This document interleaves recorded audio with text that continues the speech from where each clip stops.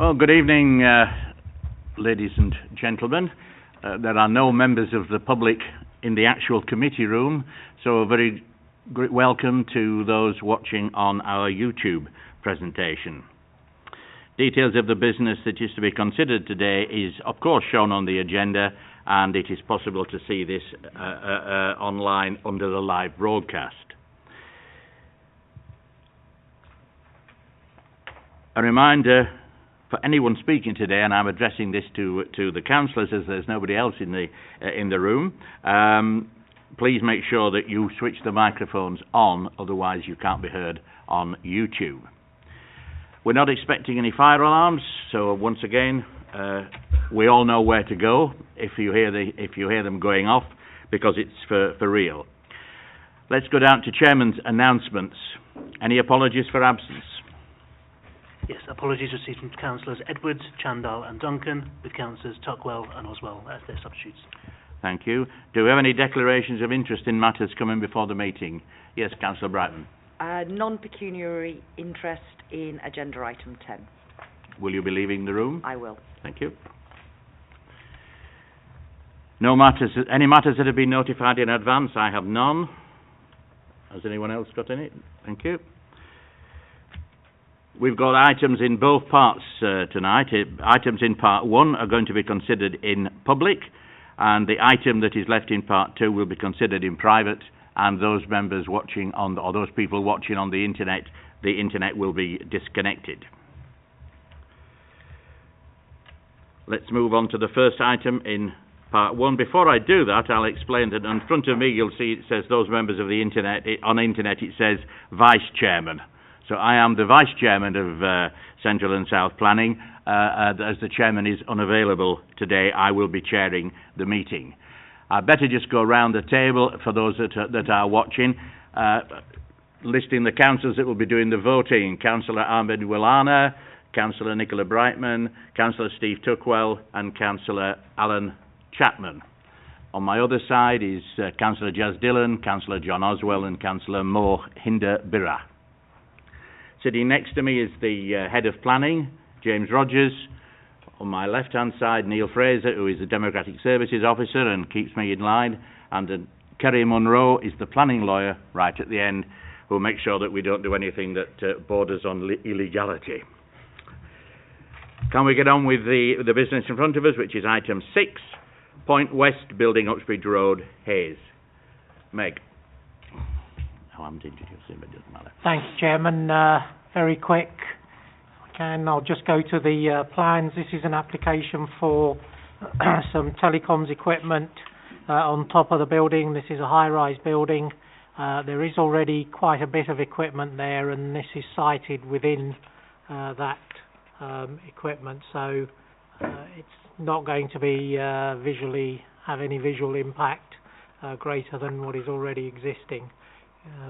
These are the plans, and if I go to the photographs you'll see that there is already quite a lot of equipment there, and it's sited in amongst all of that equipment. So given that, we're recommending approval. Thank you, Chairman.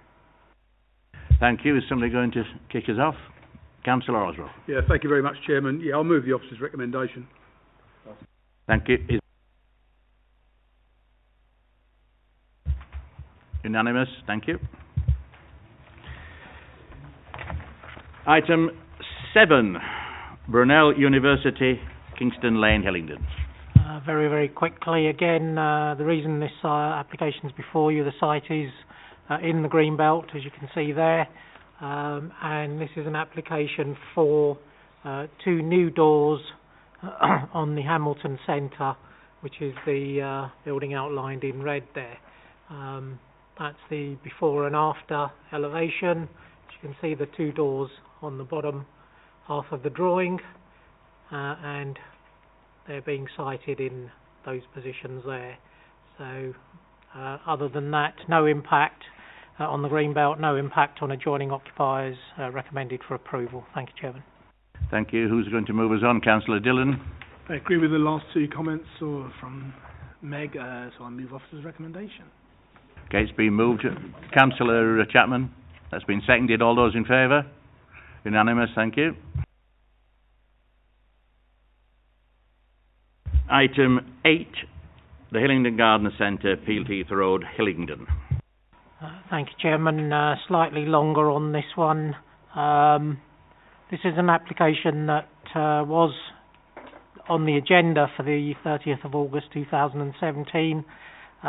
It was taken off the agenda by the Head of Planning before members discussed it. It was at that point an application for parking for a number of hotels, unnamed hotels around the Heathrow area. During the course of the application, this has changed. The application is now for car parking for the hospital, Hillingdon Hospital, which is about a 10-minute walk from this site, for staff and workers at Hillingdon Hospital. So the application is for 2 years temporary period. The site was previously in use as a garden centre. The application only relates to the car park, not to any of the buildings that are occupying the rest of the site.